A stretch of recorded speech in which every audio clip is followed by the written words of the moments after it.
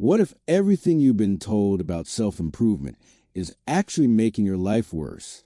We've established an entire system around the notion that we're basically damaged, endlessly modifying ourselves as though we're faulty mechanisms. However, here's the shocking truth. The basic idea that you need fixing is the only actual problem. Think of an ocean wave abruptly gaining awareness and panicking, because it's not rigid like rock, because it ceaselessly changes contours. The wave would attempt mending itself to achieve consistency. How preposterous would that be? Yet this is exactly how we humans operate each day. The wave is already complete, yet we brainwash ourselves into believing we're faulty missions needing perpetual restoration. We've been given a reverse tale. You carry troubles needing fixing, parts demanding betterment. And if you effort intensely enough and identify the correct strategy, you can eventually fix yourself and become who you're meant to be. This narrative is so embedded in our society that we seldom challenge it.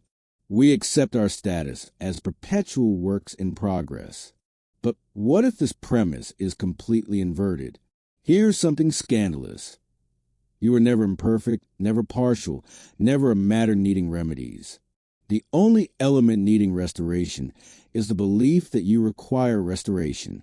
Observe the natural environment. When you observe a tree, you don't assess its limbs as insufficient. The tree is perfect precisely as it stands. It evolves and adjusts to its context, yet doesn't convene sessions about self-development. We humans have developed this capacity to become our own critics and project managers.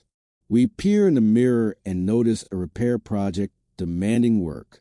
Trees acquire knowledge too, identifying which route to grow toward radiance, how to sink roots deeper.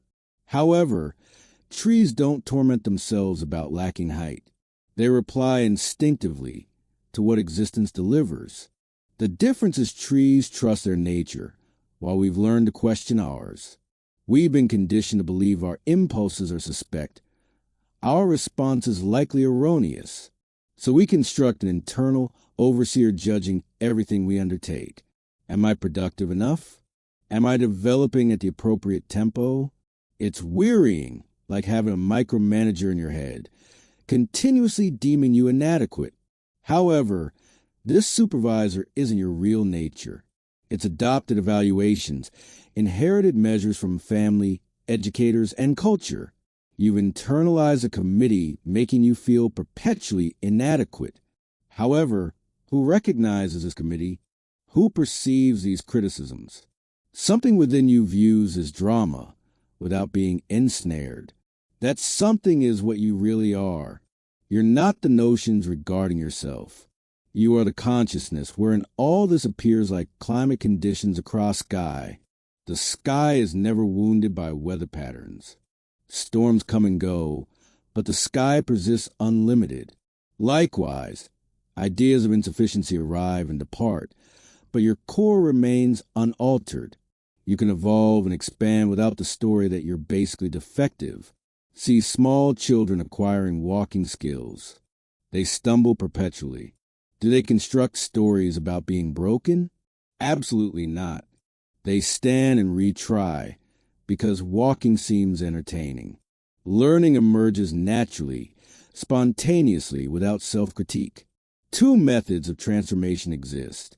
One assumes you're broken, like a technician servicing a malfunctioning engine. The other perceives you're already entire, like a gardener trusting innate flourishing. The technician strives while the gardener joins forces with nature. Most progression strategies are mechanistic. We manage ourselves like devices needing enhanced programming. However, what if you're more like a garden holding inherent wisdom? When you trust this intelligence, you stop fighting yourself. Rather than shoving yourself into forms, you permit your form to surface. When you cease battling yourself, you liberate massive energy for existence. Ponder how much energy you consume judging yourself. Imagine if that energy were available for being present.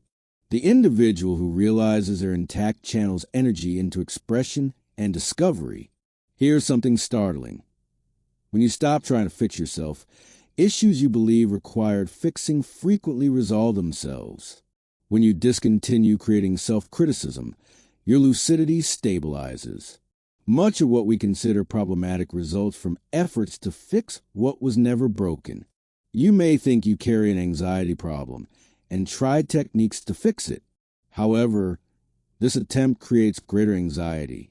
What if being anxious at times is entirely acceptable? When you stop defining anxiety as a problem, it often evaporates naturally. We've been conditioned to believe we should have specific feelings: happy, confident, peaceful. Yet emotions are the weather patterns of consciousness. Periodically stormy, periodically serene. This isn't malfunction. The identical principle applies to personality aspects we consider flaws. Maybe you're introverted in a culture celebrating extroversion. Instead of repairing these characteristics, appreciate them as your special contribution. Oak trees don't attempt to become pine trees. Rivers don't express remorse for not being mountains. When you welcome your being completely, something fantastic emerges. You discontinue wasting power being what you're not. This doesn't mean you never learn, but growth springs from interest rather than deficiency. You grow because expansion is fun. Kids don't effort at creativity. They just envision organically and easily. We acquired the habit of mistrusting organic intelligence. We've turned our inner life into a corporation with performance reviews. Yet your original self still endures, waiting for you to remember you were never defective in the first place. Here's a seeming impossibility.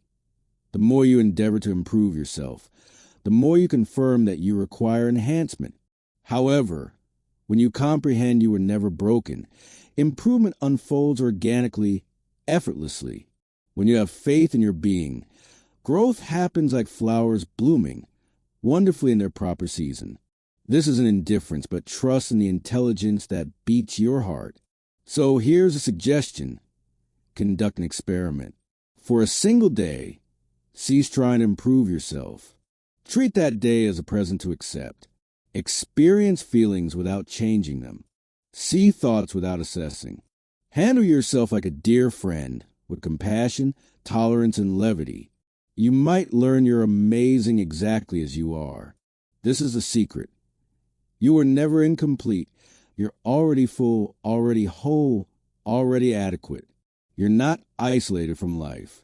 You are life manifesting in human shape, and existence is a celebration.